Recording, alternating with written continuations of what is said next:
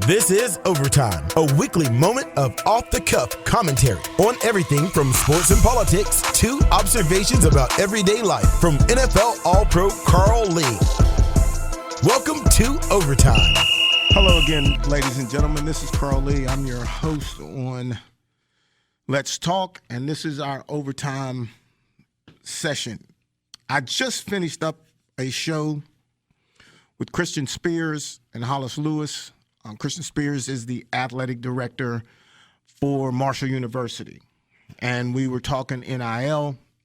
We were talking about parents, the impact that they have on recruiting, and not just recruiting, but the stability of an athlete in a program. I'm gonna try to touch on just each one of those little pieces and give you some clarity. And I'm going to start with the parent. Every parent, in most cases, and I know there are situations where maybe this does not hold true all the time, but in most cases, most parents want the best for their kids, especially when it comes to athletics. They want them to shine. They want them to be out front. And if they're fortunate enough to be out front, to be good, to be great, to be special, sometimes our actions are detrimental to his own individual performance. Oftentimes, and as the athletic director had spoke earlier today, as we recorded the show, they do pay attention to the parent. That is a very huge component of their recruiting process. Sometimes you may not know, and maybe sometimes you're just in the heat of it. And it's not just moms, it's dads, it's uncles, it's cousins, it's all of that. You could very well be the cause of your kid's inability to go to a college, a university, on an academic scholarship, an athletic scholarship, because of who you are. And you never really know if he or she are truly being recruited, and let's clear this up too. Offers are nothing. Don't go around bragging about how many offers you got. What you want is you want a committed, signed scholarship is what you want. An offer is like a sale. It's something that's there, but it can go away. I think here in the Valley, we have a ton of talent. I think from the youth levels to the middle school levels to high school, we have a ton of athletic kids. We have a host of kids who can play at the college level, whether it's at West Virginia State, whether it's at UC, whether it's, Marshall, WVU. And we talked about this earlier on our show with Let's Talk. How do you not want to go to West Virginia State or UC because they're local?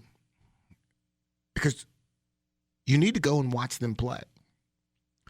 You need to go meet the coaches or watch the coaches. Just watch them coach and see what the expectations are. Because these schools are not what you thought they were, but they are an opportunity.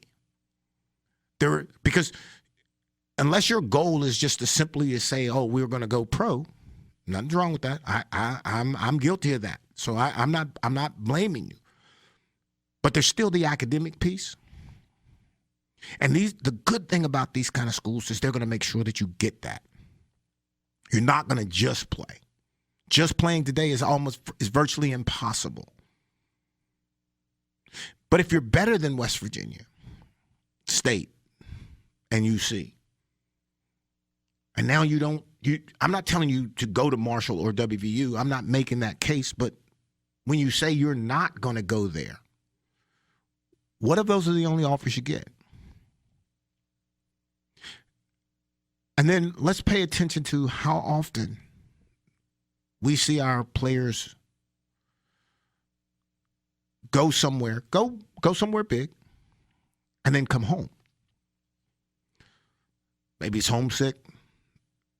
Maybe they just, they can't blend in. It's uncomfortable. But whatever the case is, they had an opportunity.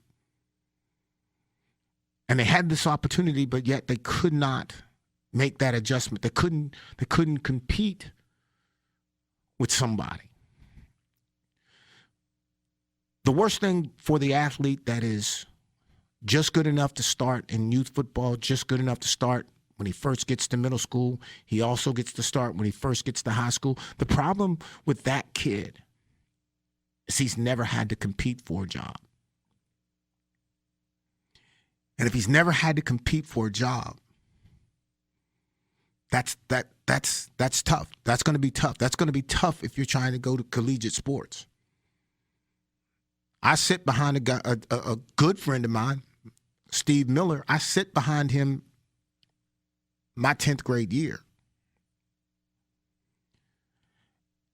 And I was comfortable with it. And it didn't bother me. He was better than me. He played 3 years of high school and went on and doing his thing. Didn't play ball, but he was better than me at that time. Sometimes it's just you have to be aware of the challenges that you face and being able to compete.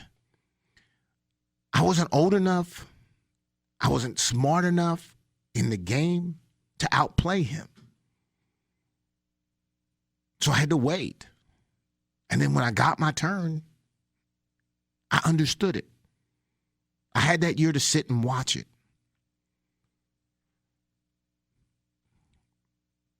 Parents, if your son's just playing, your daughter's just playing, just practicing, I'm not telling you that you need to go pay for a trainer.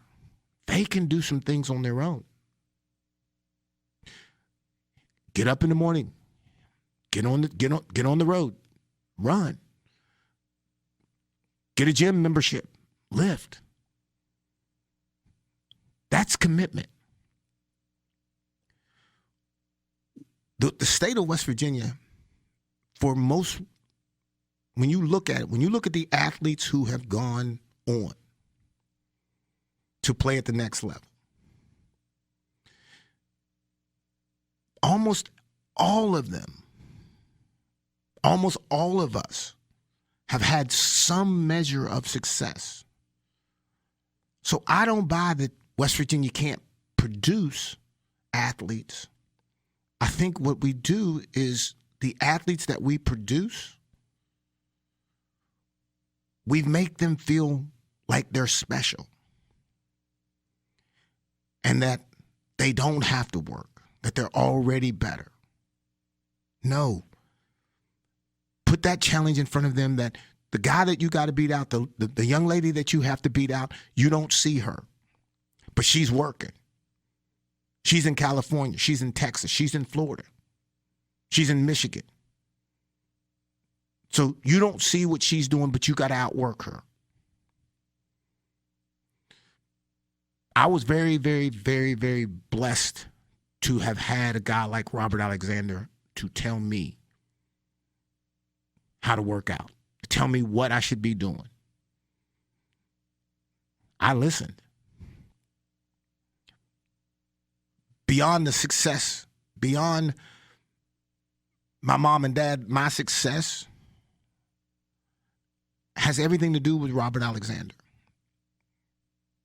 who we all know. I have a friend, Kurt Warner, in Seattle, who was the best back in the nation 2 years after Robert Alexander. Great player. I think it was single A. I think he came from a single A. We played a North-South game, and I was like, I want to look at him. I want to see he's, single A. I'm AAA, so I got to be better than him. He can't be all that. Yeah, he was. He was all of that. and a whole bunch more. So number 1 draft pick. Or win in the first round, let me say it that way. We have these kids. We have these young players who can be that. We're just doing it wrong. Let's just try to fix it. It's not too late. Because we can produce great athletes. And if they're not, and the good thing about a great athlete, they got a chance to get free college. And now they got a degree, a college degree. I had no chance of going to college without football. I'm going to make the case that a ton of you all are the same way. Please, listen to the show. Listen to the athletic director. You don't have to like me. You don't have to want to listen to my voice. That's fine. Skip me and go to him and hear the words that he's telling you. Because he knows. All right. That's all I got for you in this overtime. I will be back with you again soon. I'm out. The opinions expressed on this program do not necessarily reflect the opinions of WVRC Media, its management, employees, or sponsors. Contact Carl Lee on email, letstalkcarllee@gmail.com, or text 409-422-7539.